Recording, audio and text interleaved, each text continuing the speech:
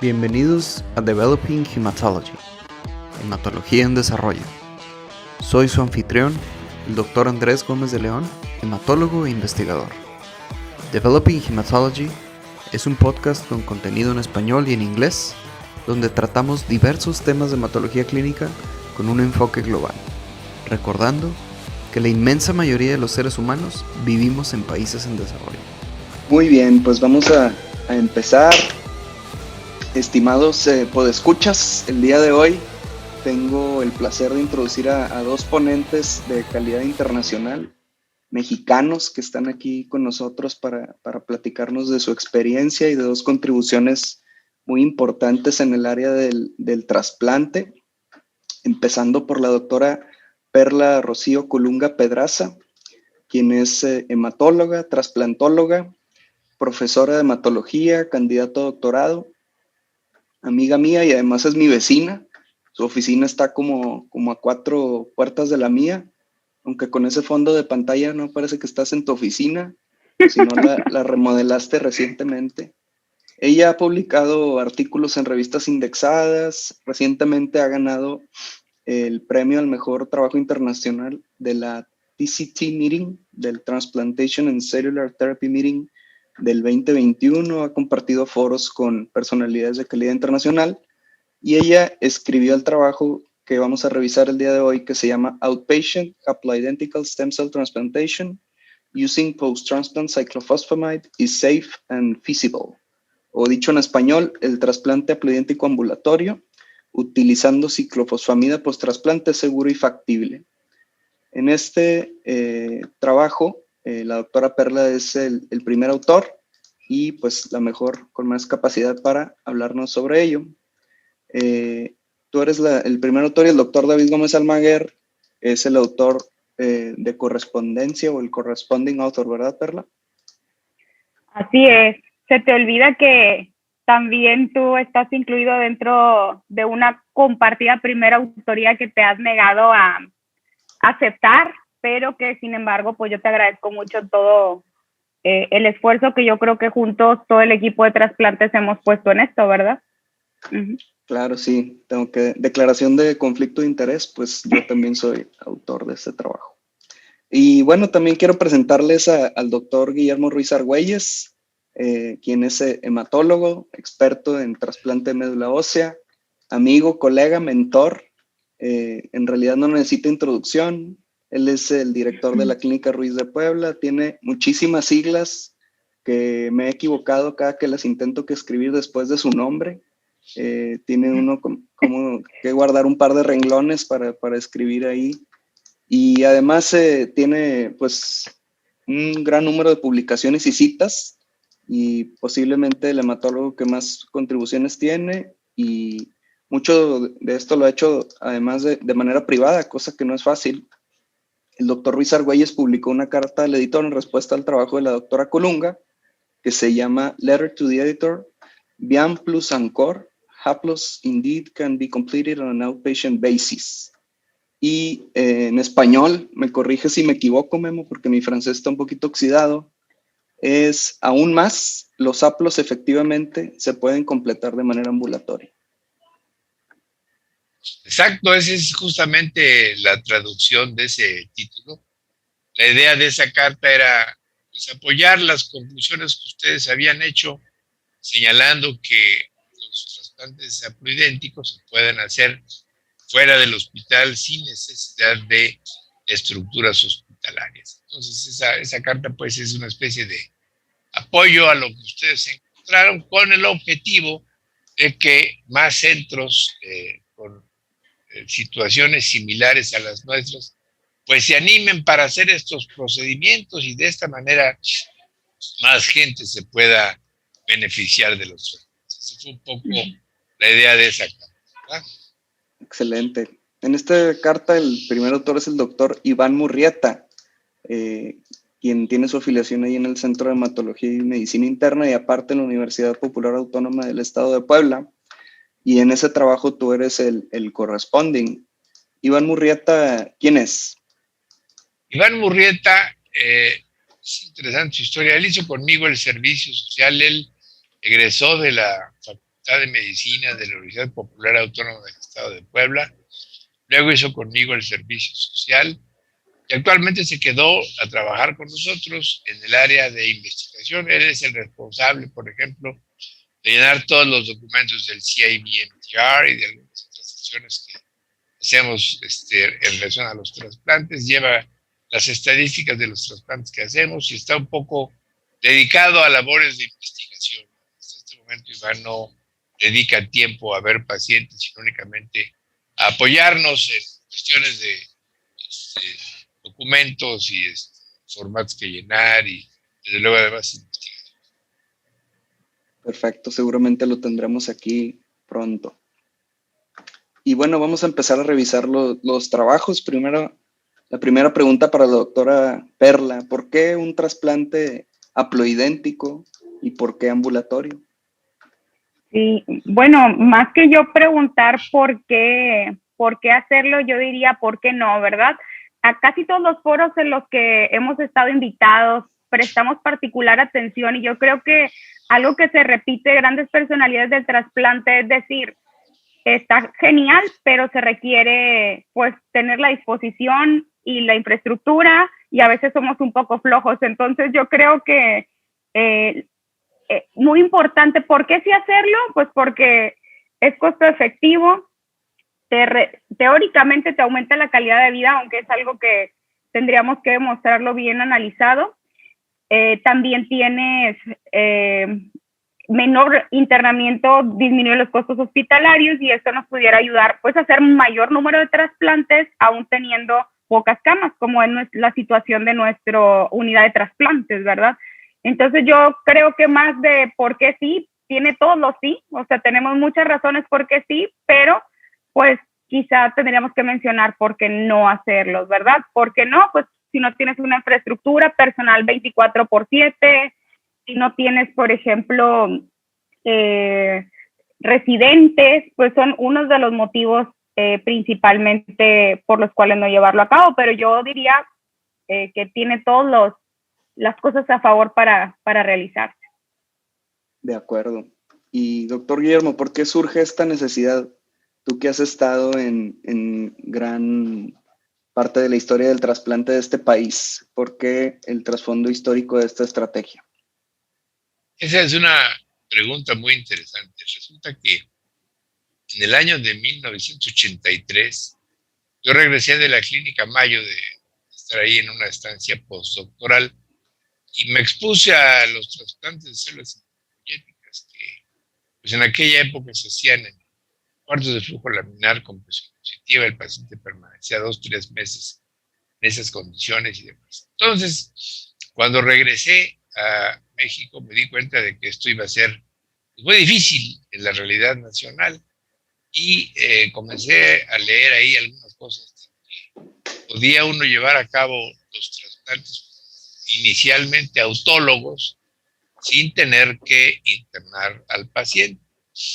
Entonces, 10 años después de que yo volví de la Clínica Mayo en 1993, hice en Puebla el primer trasplante de células hematopoyéticas autólogas, totalmente fuera del hospital.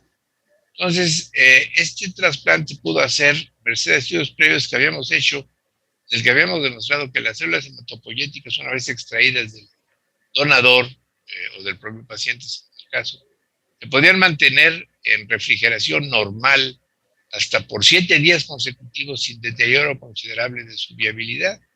Esto nos permitía poder trasplantar sin tener un congelador de células.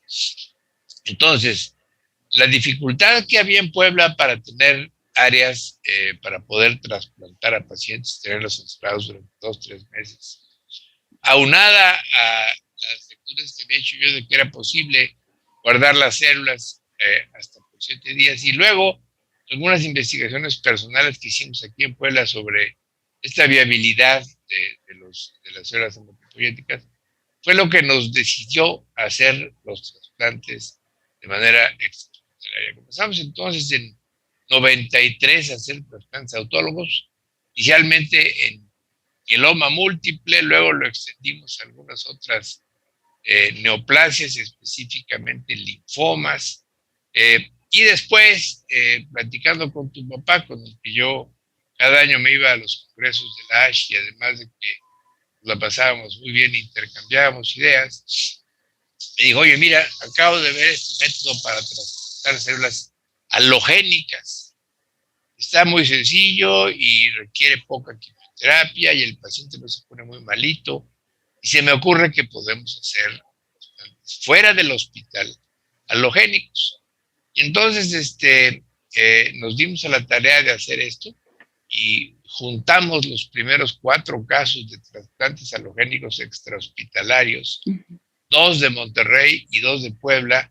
Hicimos una publicación que ya tiene algún tiempecito, pero que sí se refiere a la primera experiencia, diría que mundial, sobre la posibilidad de hacer trasplantes de células hematopoyéticas halogénicas sin necesidad de los hospital. Entonces, comenzamos con autólogos, seguimos con los halogénicos. Para poder hacer el halogénico fuera del hospital se requería forzosamente emplear esquemas de intensidad reducida, que entonces ya estaban conociéndose cada vez con más detalles, y sabía qué ventajas tenían, qué desventajas tenían, y entonces fue que nos dimos a la tarea de hacer esto. Entonces, yo diría que derivados de estas experiencias, podría concluir que hacer trasplantes extrahospitalario, primero, es posible, tanto autólogos como halogénicos. Segundo, es más seguro. En el caso de los autólogos, el congelar y descongelar las células mata alrededor del 30-40% de las células hematopoyéticas y finalmente termina uno trasplantando al paciente con menos células y más aporreadas por el dimetilsulfóxido. Entonces, el no tener que congelarlas ni exponerlas a dimetilsulfóxido garantiza que las células que uno va a trasplantar estén en mejores condiciones. Y si utiliza unos esquemas de quimioterapia, entre comillas, cortos, se puede hacer prácticamente con cualquier esquema, en la inteligencia de que guardar las células hasta 7 días puede ser adecuado para que no pierdan su viabilidad. Entonces, en el caso de los autólogos, es posible, es mejor y además es más barato. Desde luego, los datos que tanto el grupo de ustedes en Monterrey como nosotros hemos publicado sobre los costos de los autólogos fuera del hospital son ciertamente más bajos que el costo de los autólogos dentro del hospital. Esto podría tener ahí un truco en el sentido de que, bueno, es que no nada más lo hacen fuera del hospital, sino que utilizan menos filgrastim, utilizan los antibióticos por vía oral, etcétera, etcétera. Y eso es cierto, o sea, los costos en México, tanto en Puebla como en Monterrey, son menores que los costos en la Clínica Mayo, por ejemplo, trasplante autólogo, pero hay datos. Acabo de leer una publicación de un grupo de italianos en Génova, en el que analizan los costos de los trasplantes autólogos ellos mismos en una sola institución, fuera del hospital o dentro del hospital. Y la conclusión es que los trasplantes fuera del hospital son alrededor de 50% más baratos, cuestan la mitad de lo que cuesta trasplantar dentro del hospital. Es decir, no es nada más que hagamos trucos para hacer las cosas más baratas en el caso de los autólogos, sino que además en instituciones en las que se permiten hacer estas cosas de comparo los dentro del hospital con los de fuera del hospital en autólogos y demuestro que sí es más barato, pues entonces son 3 aspectos importantes a considerar. 1, es posible. 2, es seguro. 3, es más barato, ¿verdad? De tal manera que son razones suficientes, sobre todo en países en desarrollo, para poder decidir hacerlos fuera del hospital. Por lo que toca a los trasplantes halogénicos, ahí, además de que es posible, como ya lo demostramos y lo publicamos extensamente, es más barato. Y esto ya está también publicado y debidamente utilizado. Y algo que es todavía más interesante es que las complicaciones del trasplantado, si se trasplanta en el hospital, son mayores que las complicaciones del trasplantado que se trasplanta fuera del hospital. ¿Cuáles? 1, infecciones. Las infecciones adquiridas en el hospital son desde luego mucho más graves en los pacientes que se admiten al hospital. Y 2, injerto contra huésped. Es una cosa interesante que no se ha analizado mucho. Trabajando junto con ustedes, analizamos la prevalencia y gravedad del efecto de injerto contra huésped en pacientes trasplantados con células hematopoyéticas fuera del hospital y demostramos que los que se trasplantan fuera del hospital tienen menos efecto de injerto contra huésped que los que se trasplantan dentro del hospital. Las razones por las que esto ocurre no quedan totalmente claras. Parece tener que ver con la exposición a bichos, específicamente Clostridium difficile, que mete mucho ruido en los trasplantados y que es más fácil de agarrar si te quedas en el hospital que si te vas a tu casa y ahí estás con todas los cuidados prudentes. Y finalmente, recientemente en Suecia, el doctor Ringden acaba de publicar un análisis de las citoquinas en pacientes trasplantados con células halogénicas, fuera del hospital y dentro del hospital. Ya ha demostrado que el perfil de las citoquinas inflamatorias es muy diferente del perfil de las citoquinas inflamatorias en trasplantados fuera del hospital o dentro del hospital. Entonces, poco a poco se va sabiendo más de esto, y por lo menos en este momento mi conclusión es que tanto autólogos como halogénicos fuera del hospital es posible, es mejor, es más barato y causa menos complicaciones. En el caso de los haploidénticos, pues las cosas no están todavía tan claras. Y ahí le vamos a pedir a esta Perlita que nos diga cuál es su experiencia. ¿Será mejor hacer los haplos fuera del hospital que dentro del hospital? Ese tema, digamos que está en discusión y seguro que Perla nos va a decir más de eso. Antes de pasar a eso, me gustaría recordar pues que en realidad no hay una comparación el día de hoy publicada de manera aleatorizada y prospectiva de un trasplante ambulatorio contra un trasplante hospitalario. Y a eso nos enfrentamos al gran sesgo de selección de quién sí es un paciente el que se puede someter a un trasplante ambulatorio y quién es el paciente que naturalmente pues tiene que estar hospitalizado y por lo tanto pues es imposible que se haga de manera ambulatoria. Y en general, si uno lo piensa de esta manera, dependiendo de las características de cada centro, pudiera ser que esta población desarrolle naturalmente más complicaciones que la población que tiene que estar de manera ambulatoria. Sin embargo, y eso me lleva a la pregunta, cuéntanos, doctora Perla, ¿cómo realizan ustedes o nosotros los trasplantes ambulatorios? ¿Quién sí, quién no? Todas las enfermedades, dónde se tienen que quedar los pacientes, ¿tienen seguro, no tienen seguro? En fin, cuéntanos quién es el candidato a trasplante ambulatorio. Claro que sí. Bueno, importante recordar, les platico un poco cómo es la estructura de nuestro centro. Atendemos a pacientes que no tienen seguros de gastos médicos, ni tampoco ningún tipo de seguridad social en su mayoría.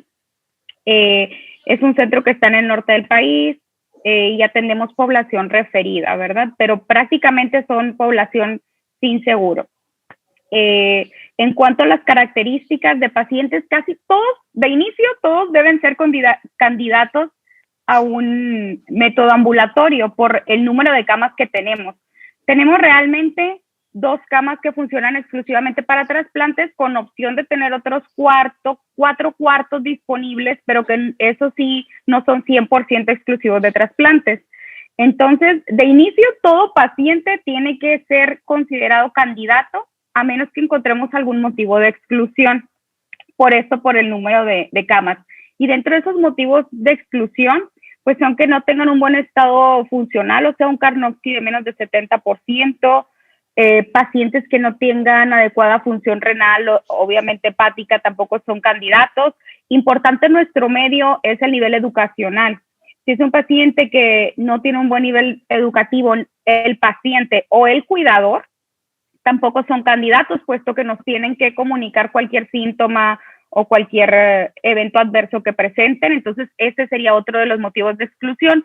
También importante, la causa número 1 de nuestro grupo de pacientes para no ser trasplantados de forma ambulatoria fue que realizáramos una quimioterapia de forma secuencial con el acondicionamiento de trasplantes. O sea, pacientes que estaban muy refractarios a tratamiento y que como último intento, pues intentamos esto desesperadamente, trasplantarlos de esa forma. Entonces, ese grupo de pacientes, pues son los que no son candidatos, pero de forma general, todo paciente para cualquier tipo de trasplante, pues nosotros, la intención es hacerlo de forma ambulatoria. También olvidé también pacientes que tengan dependencia transfusional muy importante, pues tampoco se consideran, aunque no es una contraindicación absoluta, ya que incluso hemos tenido pacientes con anemias aplásicas que están dependientes de transfusiones, trasplantados de forma completamente ambulatoria, ¿verdad? Es decir que en la Universidad Autónoma de Nuevo León tenemos que buscar excusas para no hacer los ambulatorios, y si no se cumple ninguna de esas, se van a la casa. Así es, lo intentamos. Se hace la lucha. ¿Y tú qué opinas, Guillermo? ¿Cómo seleccionan ustedes a los pacientes? Totalmente de acuerdo con Perla. Yo creo que todo paciente debe de trasplantarse fuera del hospital, a menos que exista una contraindicación formal para hacerlo, o a menos que durante el trasplante desarrolle alguna complicación que lo obligue a ir al hospital. Nosotros tenemos adicionalmente al Centro de Hematología un edificio en donde albergamos a los pacientes trasplantados. No es un hospital, es un edificio en el que hay 26 suites, cada suite tiene 2 habitaciones, y en una habitación se queda el paciente trasplantado y en la otra se queda el acompañante. Les damos de comer comida limpia, no estéril, hecha con precaución, ninguna cosa que sea totalmente estéril, y los vigilamos durante el tiempo post-trasplante ahí mismo, con el objeto de que no vayan a tener complicaciones y no se expongan, por ejemplo, a COVID, que fue una de las cosas que nos permitió seguir trasplantando a pacientes en la época del COVID. Entonces, yo creo que este edificio ha permitido hacer más trasplantes ambulatorios, porque funciona, digamos, como un sitio intermedio entre el consultorio y el hospital. Y, por ejemplo, fiebres neutropénicas que requieren antibióticos endovenosos cada 8 horas, se los podemos poner en el hospital aun cuando no se vayan, se los podemos poner en el edificio sin tener que irse al hospital. Entonces, yo estoy convencido de que ese edificio nos ha permitido trasplantar más pacientes, con tanto autólogos como halogénicos, aquí en la clínica. Y estoy totalmente de acuerdo con Perla en que el nivel sociocultural de un paciente es muy, muy importante para decidir si se trasplanta o no. En el caso nuestro, como todos los pacientes son de la consulta privada, tienen supuestamente cierto nivel sociocultural que les permite es decir, estar en el hospital, dar síntomas críticos durante la evolución para que se tomen decisiones terapéuticas, etcétera. Y esto es más fácil de hacer cuando hay un mejor nivel sociocultural, como el de la consulta privada. También me parece que es una casi verdad de perogrullo decir, bueno, el paciente que se tuvo que meter al hospital le fue más mal. Y eso, pues muchas veces depende de que el paciente estaba más mal antes de comenzar el trasplante, se puso peor con el trasplante y de esta forma hubo que meterlo al hospital. Es decir, es un poquito, repito, redundante esto, en el sentido de que sí cuesta trabajo, ¿verdad? Mantener fuera del hospital a pacientes que están muy malitos y que esos van a acabar en el hospital. Entonces, a largo plazo, el pronóstico de esos pacientes que estaban más malitos antes del trasplante, pues es más malo y eso pues, es más que obvio, ¿verdad? En general, el doctor Guillermo tiene un lugar en donde, que no es un hospital formalmente, puede estar el paciente día y noche y recibir medicamentos cada 8 horas, sábado y domingo no los corren, ¿verdad? Se quedan ahí el fin de semana, pero acá en la universidad, doctora Perla, cuéntanos cómo le hacemos en la noche, sábados y domingos. Es una pregunta muy interesante porque pues me hace recordar, ¿no? Ese año que nosotros pasamos como residentes de trasplantes, que finalmente es el primer contacto con el paciente porque es el que hace el lazo totalmente con el paciente. Entonces, es un poco caótico porque nosotros el horario que tenemos eso me falta comentar, está el área ambulatoria, que consta de hematología general, atención a pacientes y ahora un área nueva exclusiva para trasplantes.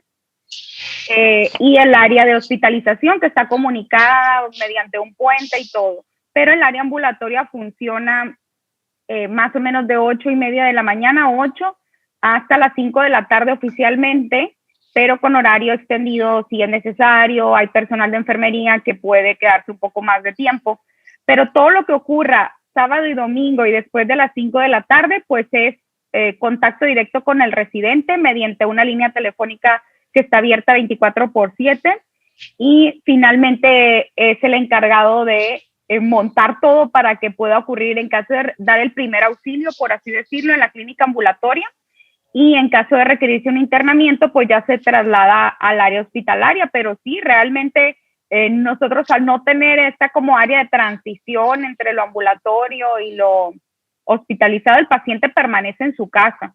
O sea, es decir, se infunden las células, o todo el acondicionamiento es de forma completamente ambulatoria.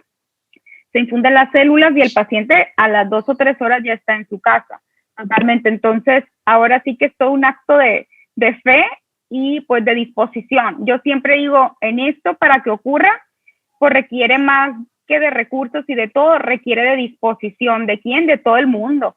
Disposición del residente, el personal de enfermería, que siempre estemos dispuestos a pues regresar de donde estemos y mover cielo, mar y tierra para que el paciente pueda ser atendido, ¿verdad? Entonces, esa es la historia de por qué no tenemos el área como de transición, pero pues ya el doctor Guillermo nos ha puesto ese ejemplo, ¿verdad? Nada de que esperemos a futuro poder tener algo similar, ¿verdad? Que no sería nada descabellado. Claro. Todavía no nos hemos recuperado del trastorno de estrés postraumático que generó el R3 de la residencia en trasplantes del programa de la Universidad Autónoma de Nuevo León. Y creo que ese es el secreto mejor guardado tal vez del universitario, que es que tenemos un equipo de gente maravilloso que siempre está dispuesto a dar el extra, cosas que a veces no se pueden encontrar en los hospitales públicos, dada la gran carga de trabajo y el burnout, ¿verdad? Al que se enfrentan muchos profesionales de la salud en este contexto. Aquí en la universidad, generación con generación, creo que nos han ido superando cada vez más, y pues con una entrega total. Vienen fines de semana, en la noche, ponen antibióticos, acondicionamiento, y pues ellos son en realidad quienes hacen que estos programas sean una realidad en este medio, ¿verdad? Uh-huh. Y bueno, pasando a otras preguntas, cosas que yo he escuchado por ahí en los pasillos de los congresos, y particularmente en México, es que pues no es posible hacer un trasplante mieloablativo de manera ambulatoria, que exclusivamente tenemos que hacer trasplantes de intensidad reducida para que pueda ser posible conducirse de manera ambulatoria. ¿Qué opinan de esto? ¿Es verdadero? ¿Es falso? Y eso me lleva al comentario de que sabemos que en algunas enfermedades, particularmente leucemias agudas de alto riesgo con enfermedad residual en pacientes jóvenes, hacer trasplantes de intensidad reducida puede ser considerado como incorrecto. Entonces, ¿cómo es que ustedes resuelven ese problema si es que quieren hacerlos de manera ambulatoria? ¿Y qué me pueden decir? ¿Qué opinas, doctor Guillermo? Bueno, yo creo que sí se puede hacer un trasplante mieloablativo fuera del hospital, sobre todo si tienes una estructura de cuidados intermedios, vamos a decir, entre el hospital y el consultorio, como tenemos nosotros. De hecho, ya lo hemos hecho. Yo en general favorezco más el trasplante no ablativo para poder ofrecerle mayor seguridad al paciente.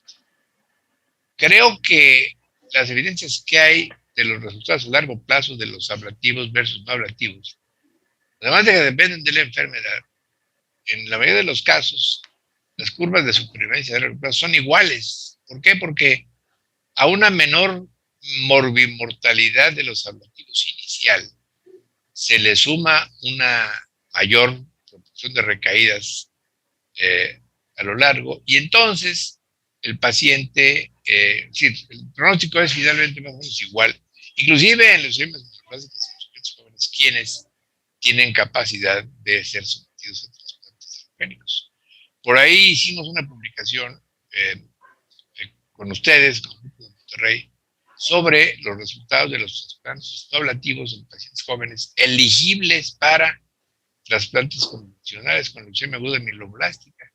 Y les fue razonablemente bien, es decir, no les fue mal en comparación, desde luego, con otras series, comparados con los trasplantes ablativos, que en México están complicaditos y probablemente un poco lejos de la realidad. Entonces, creo que sí se puede. Yo sigo favoreciendo el trasplante no ablativo porque el chance que tiene el paciente de tener una respuesta buena inicial es más o menos bueno, y porque nos falta todavía mucha información a largo plazo para poder saber si estos realmente se asocian con una mayor recaída, como mucha gente ha demostrado y como parece ser cierto. No debemos de perder la vista del hecho de que los médicos lo que hacemos finalmente es un poco prolongar situaciones, es decir, ¿qué va a pasar con este paciente al que le voy a hacer un trasplante ablativo o no ablativo? Si se lo hago ablativo, a lo mejor se muere en un mes, o se muere durante un mes. Si se lo hago no ablativo, muy probablemente va a vivir más tiempo. Y a lo mejor se muere después porque recae. Pero está bien, o sea, ya has hecho un tiempecito en el que estuvo sin enfermedad y si recayó, bueno. Entonces, yo siempre pienso en el bienestar integral de los pacientes. Los ablativos siguen siendo mucho más complicados que los ablativos.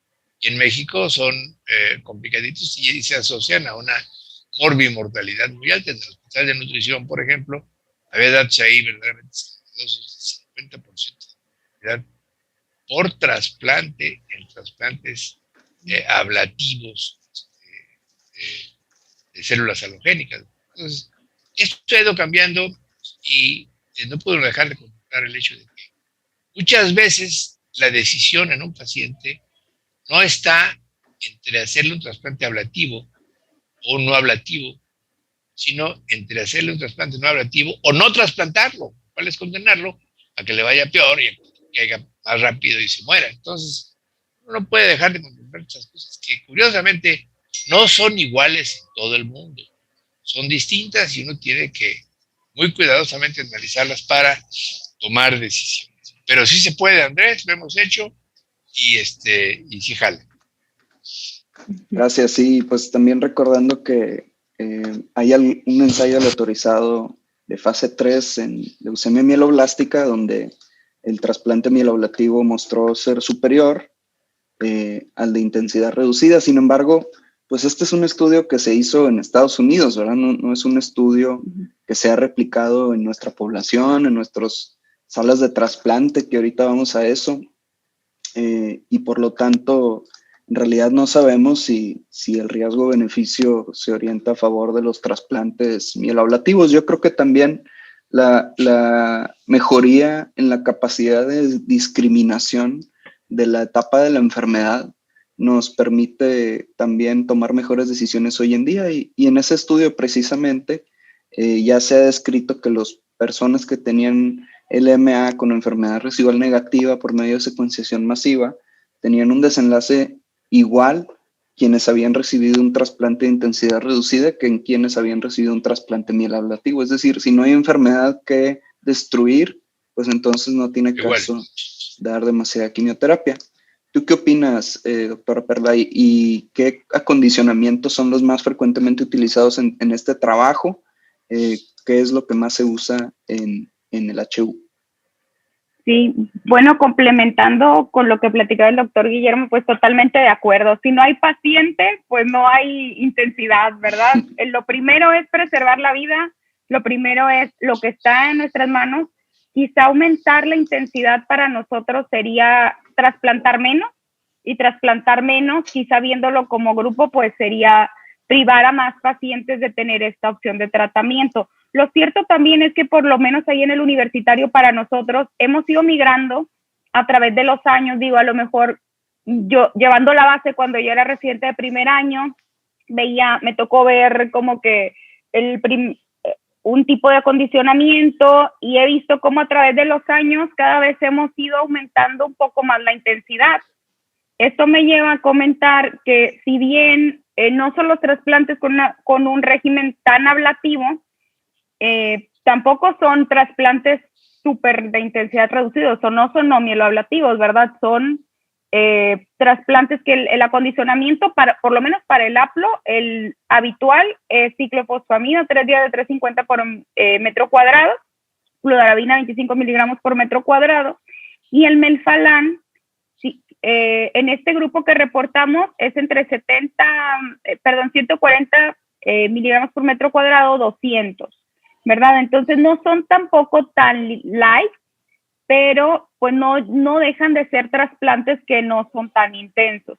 Pero esto nos ha permitido, también creo mucho en la individualización, justo como tú comentabas. Creo que a lo mejor viendo como un todo, bueno, es muy fácil decir, bueno, no, quizá lo que tenemos que hacer o el siguiente paso, pues es migrar a la individualización, ¿verdad? Este paciente sí toleraría un trasplante mieloablativo, no está con tanta dependencia transfusional. O sea, yo creo que eso es a lo que nosotros tenemos que aspirar ahora, ¿verdad? A una medicina más individualizada, en la cual, por ejemplo, en el caso de las leucemias agudas, sí creo que podríamos todavía aumentar la intensidad, que es lo que yo creo que a través de los años ha ocurrido, por lo menos en nuestro grupo de pacientes, ¿verdad?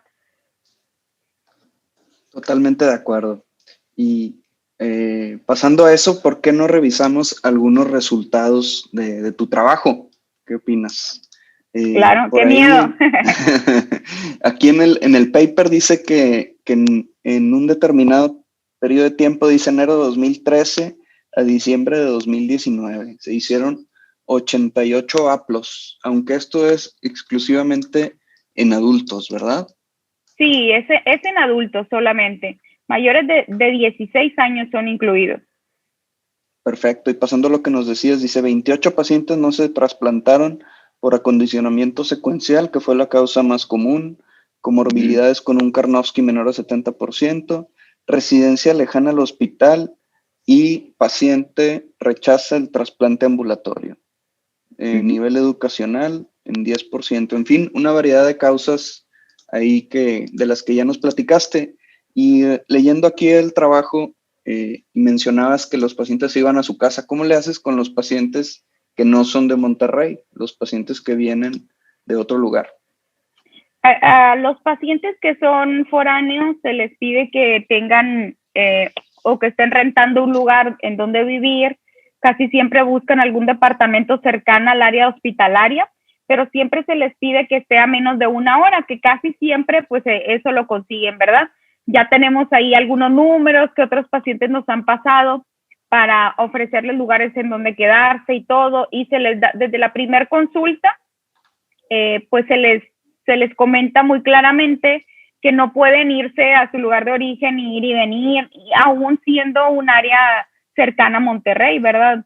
Así si igual a más de 1 hora, pues ya es prácticamente imposible ofrecer un servicio de calidad, ¿verdad? Entonces, desde la primera consulta somos muy claros en que el tiempo que tienen que permanecer, siempre les damos un aproximado para no espantarlos, les decimos que entre 2 a 4 semanas para quedarse, ¿verdad? Pero prácticamente siempre termina siendo al menos 1 mes el que ellos terminan pues viviendo con nosotros o cercano al hospital para poder hacer desde los estudios pretrasplante que sean necesarios o que tengan pendientes, todo el acondicionamiento y pues lo que venga hasta el prendimiento. Por lo menos se les pide que estén hasta el prendimiento con nosotros y después regresar a sus visitas de seguimiento en el día más 30 y el día más 100 post-trasplante.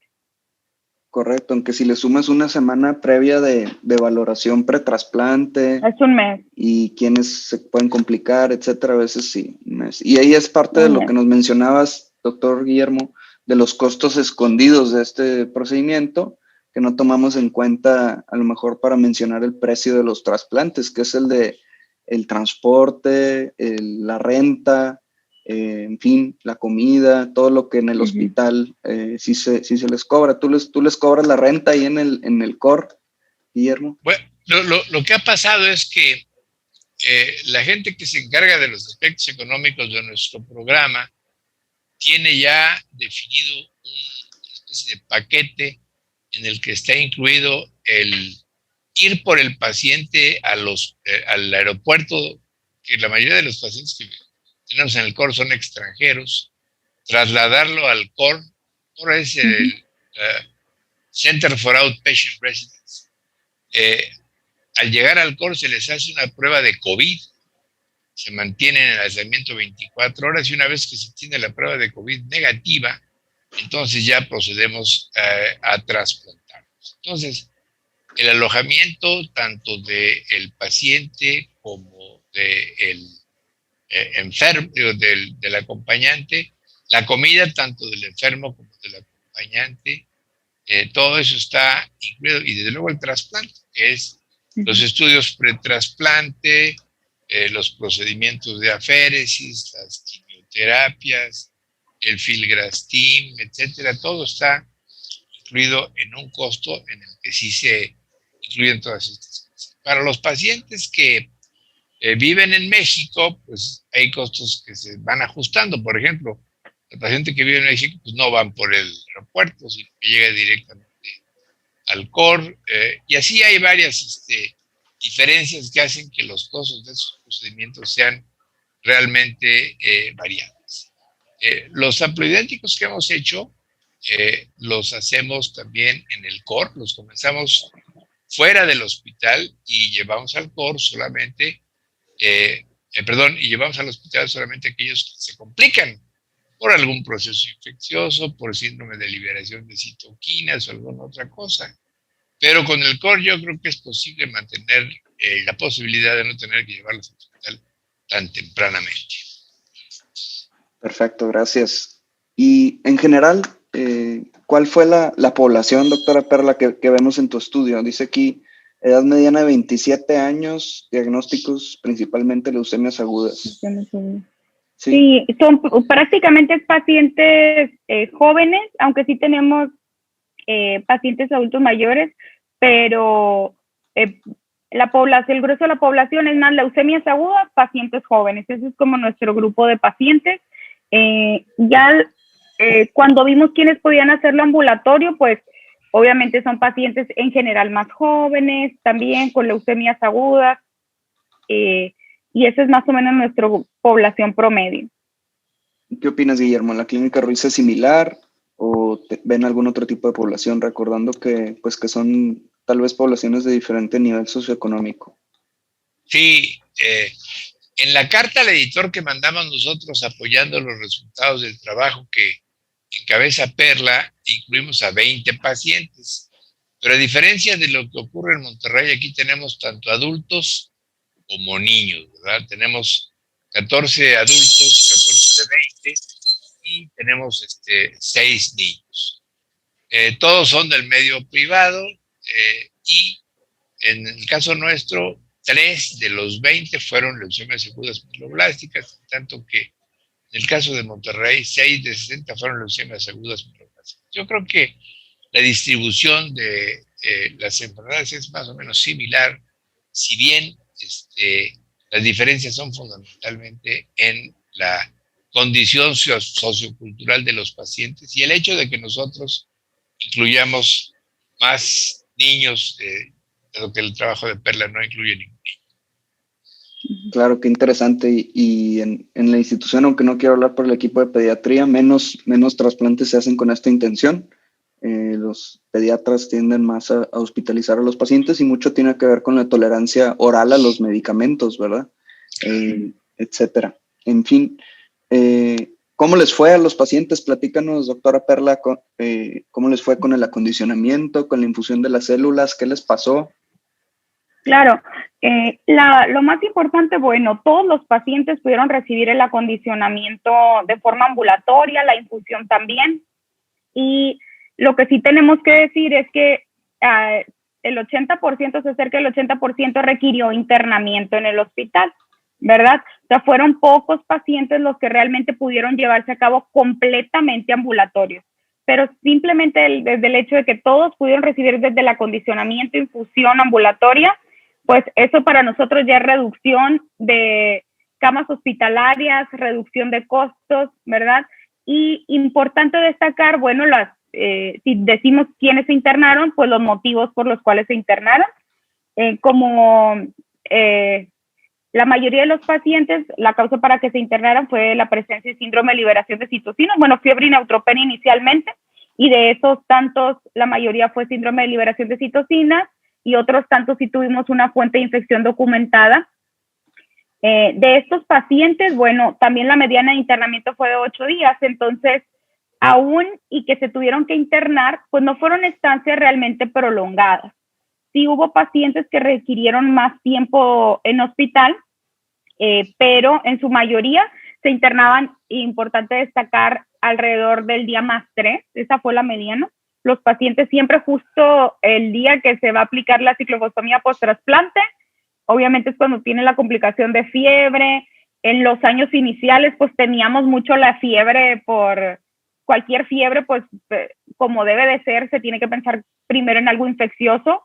Desconocíamos un tanto, como todo el mundo, algo de la liberación de citocinas, aplicamos la ciclofosfamida post-trasplante y adiós fiebre, ¿verdad?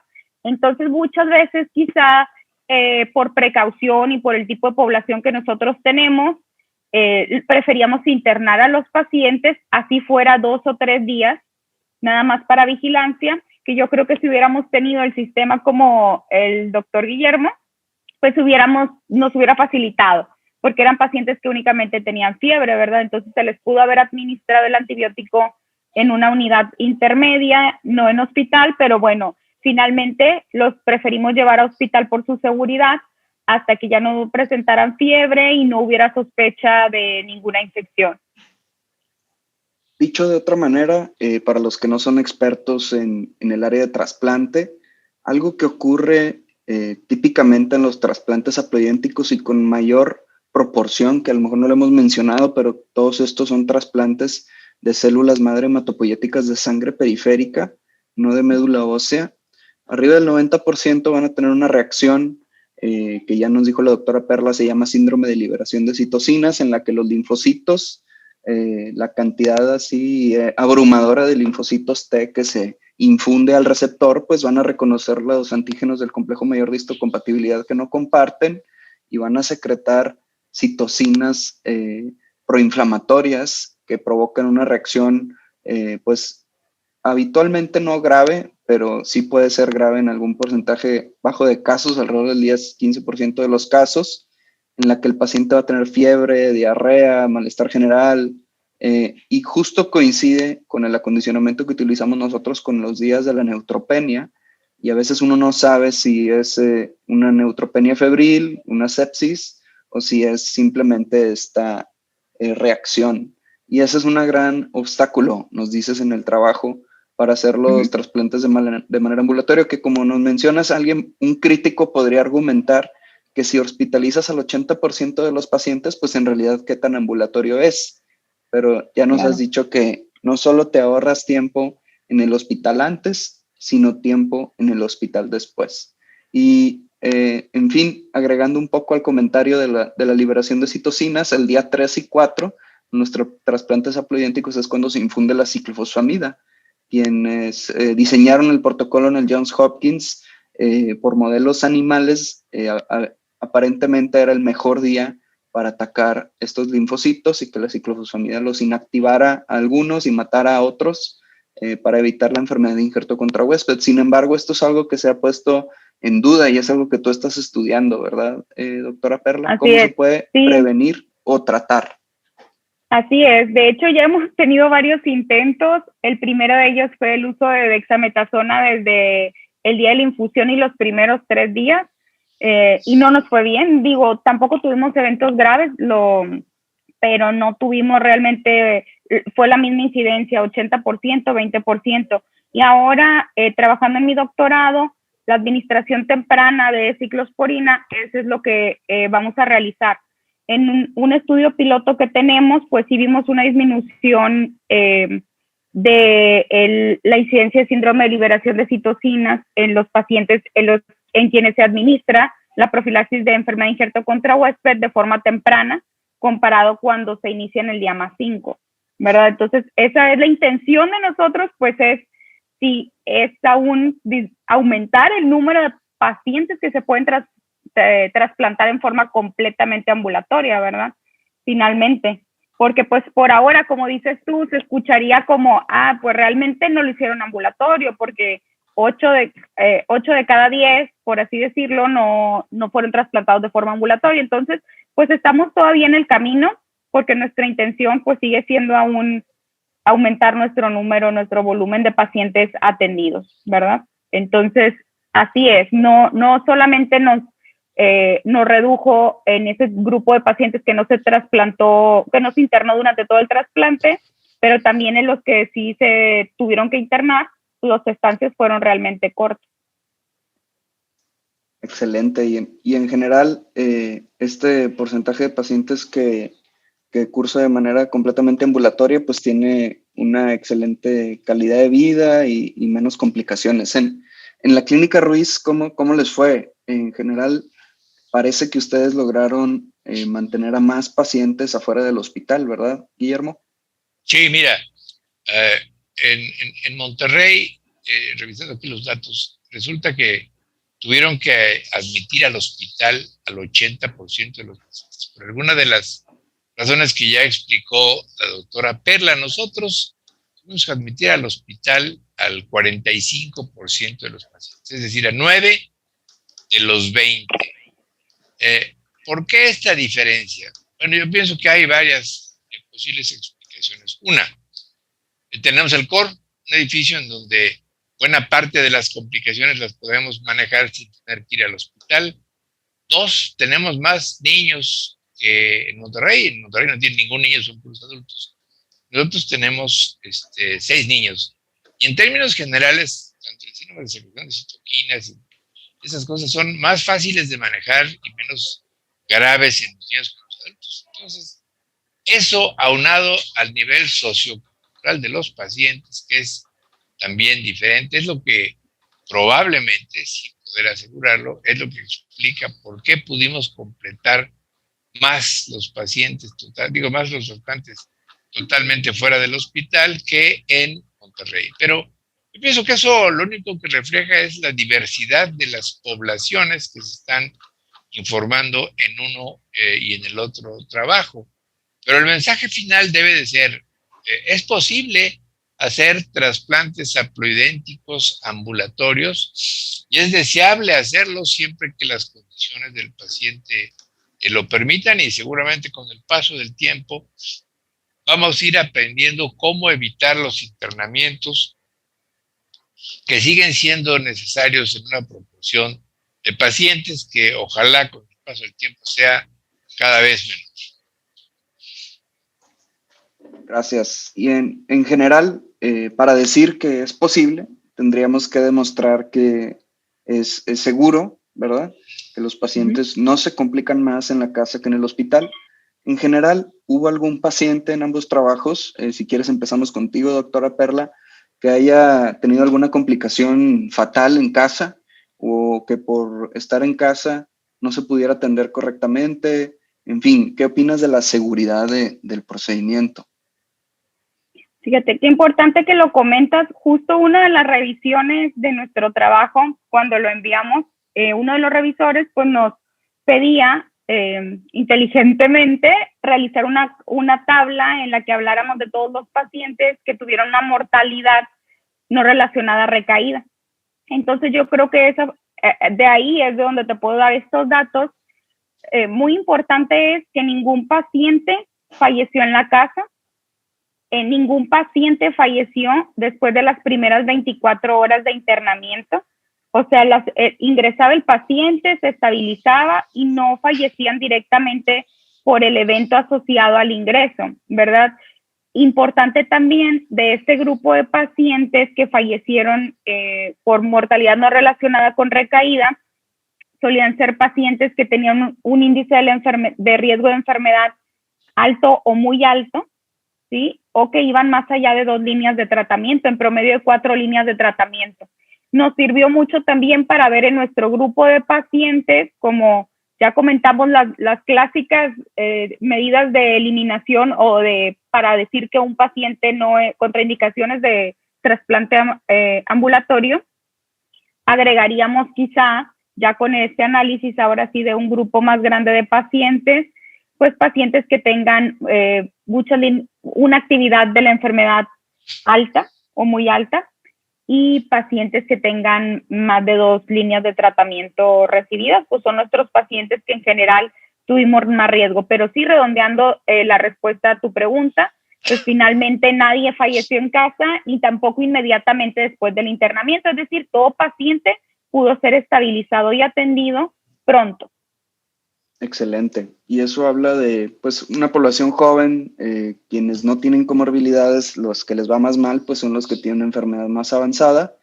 Y bueno, en fin, son trasplantes alogénicos, son procedimientos riesgosos y conocemos que una proporción de ellos, particularmente en nuestro contexto, donde nos enfrentamos a muchos pacientes en segunda remisión, con enfermedad residual positiva, es decir, que no tienen alternativas a moléculas nuevas, nuevos agentes para profundizar la respuesta, pues nos vamos a enfrentar con mayor probabilidad a estas complicaciones, y por eso estos números no necesariamente son comparables a los de otros centros. Y en Puebla, ¿cómo les fue? ¿También tuvieron un curso seguro? ¿Hubo algún susto? Sí, bueno, ningún paciente se murió en su casa y ningún paciente se murió en el COR. Debo señalar que en el COR hay pacientes extranjeros trasplantándose por otras enfermedades autoinmunes, fundamentalmente esclerosis múltiple, y hay también pacientes como los que son sometidos a un tratamiento idéntico. Entonces, es particularmente crítico para nosotros que los pacientes no fallezcan en el COR, y cuando se ponen muy malos, pues los llevamos al hospital. No tuvimos ningún susto grave que no nos permitiera llevar al hospital a los pacientes que se pusieron malitos en el post-trasplante inmediato. Perfecto. Bueno, pues con eso yo creo que no hay ninguna duda de lo que ustedes dicen en los trabajos, que es factible, que es seguro, pues eso ahí se confirma. Sin embargo, ¿cuáles son algunas barreras que ustedes conocen para que esto se replique en otros centros? Es decir, ¿por qué, si Guillermo tienes muchos años haciendo trasplantes ambulatorios, por qué no te ha copiado todo el resto de los trasplantólogos en México? ¿Y por qué esas limitantes? ¿Por qué insistimos en las salas de trasplante? Bueno, yo pienso que esto tiene muchas posibles explicaciones. En primer lugar, desde que comenzamos a hacer los trasplantes ambulatorios, tanto tu papá con todo su grupo como nosotros y nuestro grupo, pues tuvimos el rechazo de la comunidad médica diciendo que estábamos haciendo tonterías, que eso no era posible. Y de la comunidad médica, no nada más del país, inclusive de fuera del país, específicamente miembros de la Sociedad Americana de Trasplante. Entonces, eso sí causó ahí revuelo. Poco a poco, con el paso del tiempo, pues se han ido dando cuenta de que esto es posible. Hay otras razones adicionales. Por ejemplo, los hospitales que construyeron áreas de trasplante de médula ósea, o algunos hospitales de esos muy fancies en la Ciudad de México, pues ahora ya no saben qué hacer con ellas, porque ya se demostró que se pueden trasplantar los pacientes sin esas unidades. Entonces las están utilizando para poner quimioterapias, para poner tratamiento biológicos en pacientes con condiciones reumáticas, etcétera. Es decir, de alguna manera tienen que amortizar ese gasto que ya hicieron construyendo unidades de trasplante de médula ósea en algunos hospitales, que yo creo que en este momento no debieran construirse. Entonces, es interesante que, además de datos pues no creo lo que los mexicanos dicen, yo solamente creo lo que los gringos publican. Además de esa conducta que no la vamos a poder sacar tan rápidamente de la mentalidad del mexicano, pues el otro asunto de tener que de alguna manera amortizar o hacer que se pague lo que ya se gastó, y entonces pues meten a cualquier paciente que hasta se pudiese trasplantar fuera del hospital a estas áreas con tal de tener más ingresos. Así es que es lamentablemente producto de decisiones personales, ciertamente sesgadas y no apoyadas en evidencia, lo que hace que estos procedimientos no se hayan desarrollado tanto en el país. Afortunadamente, cada vez hay más instituciones y cada vez hay más personas que se han dado cuenta que esto es factible, y yo estoy seguro de que en un futuro no lejano habrá más oportunidad de ofrecerles más trasplantes a más mexicanos, teniendo en cuenta que para muchos de esos mexicanos es la única opción terapéutica realmente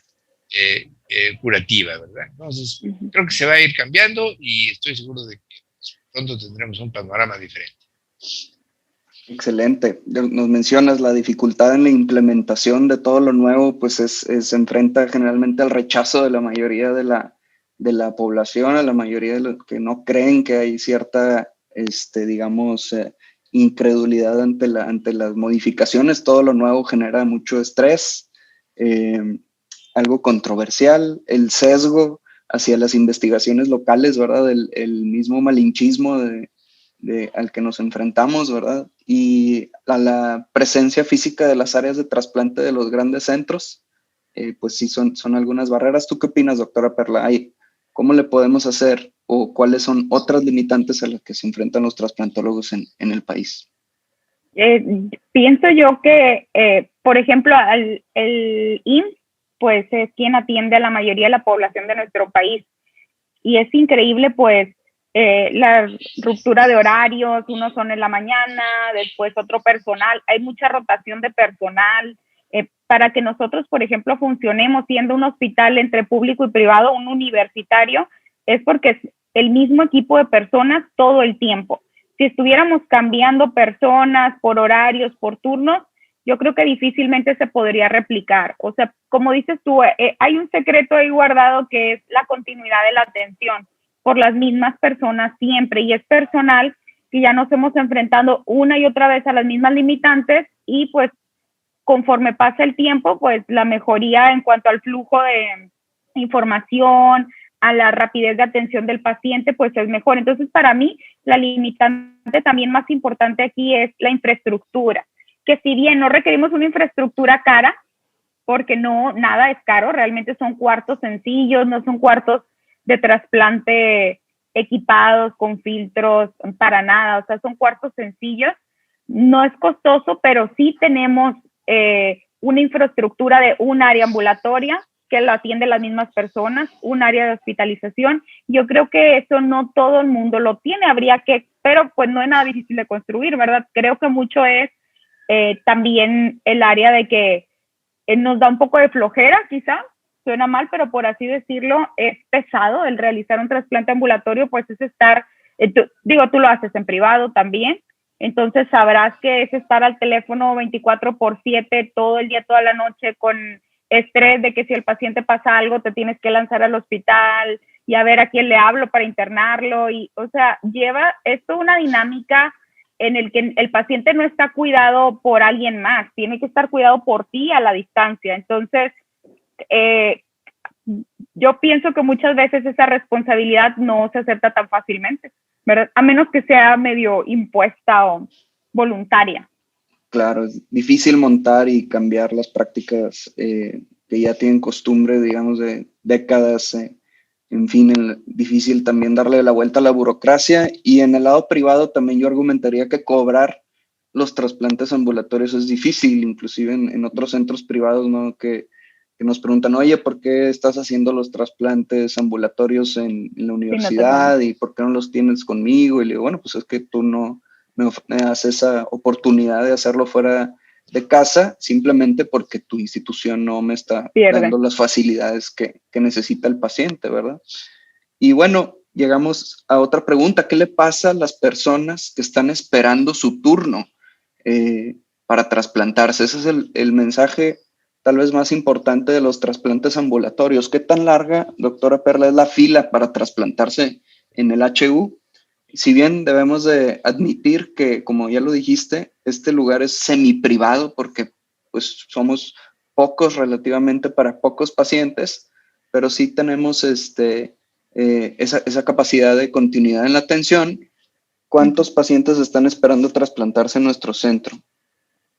Sí, yo creo que es una pregunta muy interesante porque quien llega a trasplante ya con todos los requisitos y estudios para trasplante, realmente la programación no está diferida.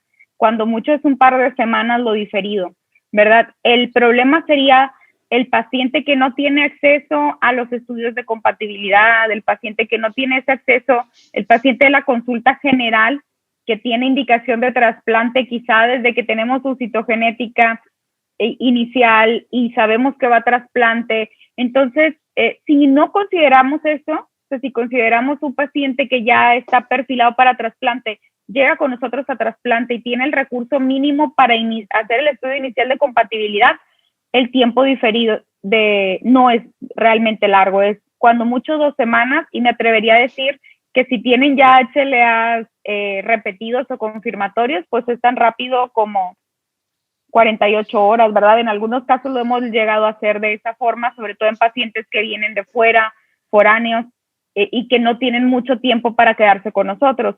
Pero sí, pues, idealmente quisiéramos cubrir también las necesidades de ese otro tipo de población que por algún motivo, pues, su trasplante se retrasa y en el camino tienen recaídas o pérdidas del seguimiento, abandona el tratamiento. Pero pues es un poquito difícil de medir en este momento, pero sí, pues no está realmente diferido el tiempo. Claro, ¿tú qué opinas, Guillermo? ¿Qué le pasa a la gente haciendo fila? Bueno, nosotros cuando indicamos un trasplante, lo que hacemos es decirle al paciente, oiga, mire, hable usted con las personas encargadas de ver fechas o posibilidades, costos y demás, y de acuerdo a eso los trasplantamos. Hay quienes dicen, doctor, lo voy a trasplantar, pero quiero hacerlo hasta después de la primera comunión de mi niño. Está bien. Pero por otras razones diferentes a ese tipo de asuntos, no tenemos nosotros lista de espera, podemos trasplantar en el momento en que quieran. Los pacientes con esclerosis múltiple que vienen del extranjero, los recibimos cada 4 semanas. Entonces, los ponemos en grupos. Ellos sí tienen que esperar 1 o 2 meses para poder ser ingresados en uno o en el otro grupo, ¿verdad? Pero los pacientes fuera del grupo de los de esclerosis múltiple en realidad no tienen que esperar prácticamente nada, sino sus decisiones personales. Algunos dicen, ¿sabe qué? Voy a vender mi coche para trasplantar. Ya ven cómo son esas cosas, ¿no? Pero depende fundamentalmente de esas cosas y no de que no haya sitio para. Claro, y para quienes no están familiarizados con el resto de la investigación del doctor Ruiz en trasplante, pues él es el líder probablemente mundial de trasplante autólogo en esclerosis múltiple, pero aquí estamos hablando de un trasplante autólogo, no de un trasplante haploidéntico. Entonces, pues conviene aclarar eso para que no crean que le estamos haciendo haplos a pacientes con esclerosis múltiple.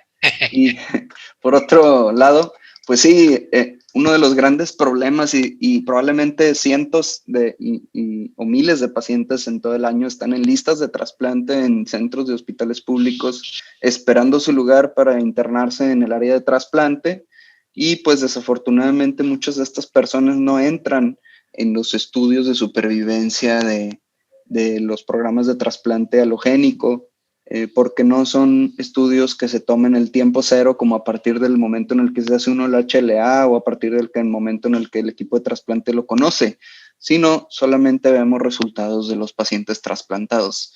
Eso quiere decir que, pues, que hay mucha gente por ahí perdida, que tiene recaídas, que se complica, en fin, esperando un tiempo, un lugar en el área de trasplante, y hacerlo fuera del hospital permite de cierta manera darle la vuelta a esa línea de espera, esa fila.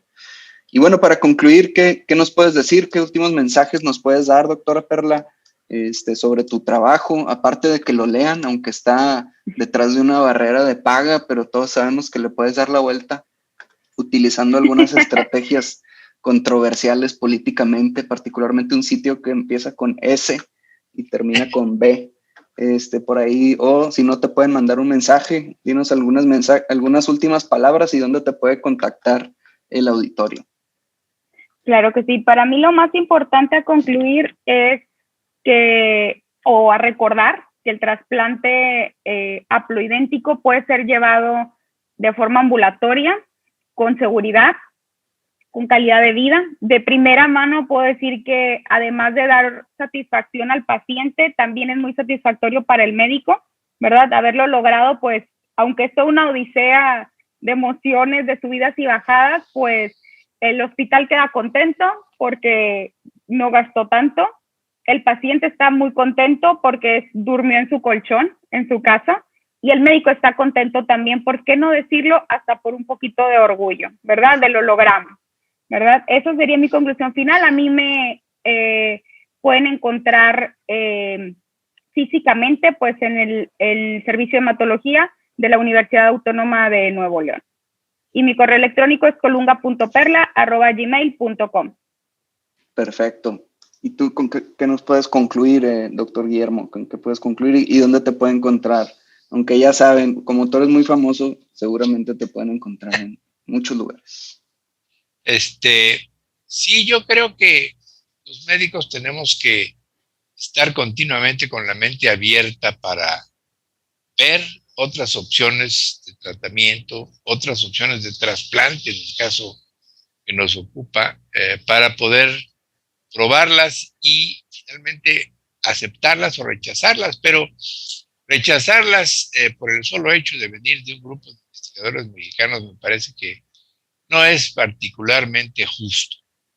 También debo decir que este rechazo que ocurre para hacer estos trasplantes, de cierta forma, hasta nos garantiza mayor trabajo, lo cual tiene sus ventajas, ¿verdad? Pero sí es importante que sobre todo los jóvenes, los viejos ya no tenemos solución, pero los jóvenes estén con la mente abierta a ver que las cosas se puedan hacer de manera diferente, de manera más simplificada y fundamentalmente con el objetivo de beneficiar al paciente. Yo estoy en la Clínica Ruiz de Puebla, actualmente soy el director del Centro de Hematología y Medicina Interna, y mi correo electrónico es gruiz, luego número 1, @clinicaruiz.com. Aprovecho esta circunstancia para agradecerle a Andrés la invitación que nos hizo para platicar con ustedes de este tema, y a la doctora Perla también por sus investigaciones y por el apoyo para desarrollar estos temas. Perfecto, pues muchas gracias a ambos. Sin duda será una entrevista muy taquillera y la encontrarán disponible próximamente en muchas vías en las que pueden accesar este podcast. Y en fin, a mí me gustaría concluir que algo de lo que no platicamos, pero que al final del día ofrecerle opciones al paciente es también importante. Yo en mi práctica privada les digo que el paciente elija cuál es la opción que ellos quieren, si quieren internarse, si quieren hacerlo por fuera, pues que son solamente opciones que uno les da, que tienen igualdad de seguridad, y como es el mismo exactamente condicionamiento que yo les voy a ofrecer de una o de otra vía, pues que a mí me da igual, ¿sí?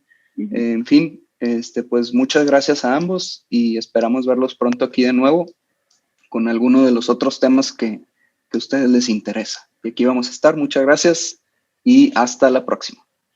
Esto fue Developing Hematology, Hematología en Desarrollo.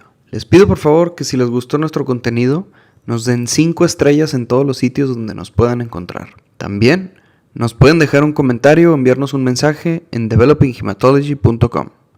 Soy su anfitrión, el Dr. Andrés Gómez de León, y me pueden encontrar en mis redes sociales en Twitter como @GómezDeLeónMD, en Facebook o en Instagram como Dr. Andrés Gómez de León, o en mi correo personal drgomezDeLeón@gmail.com. Este podcast es auspiciado por la Clínica de Hematología Gómez Almaguer y nos pueden encontrar en www.gomezalmaguer.com.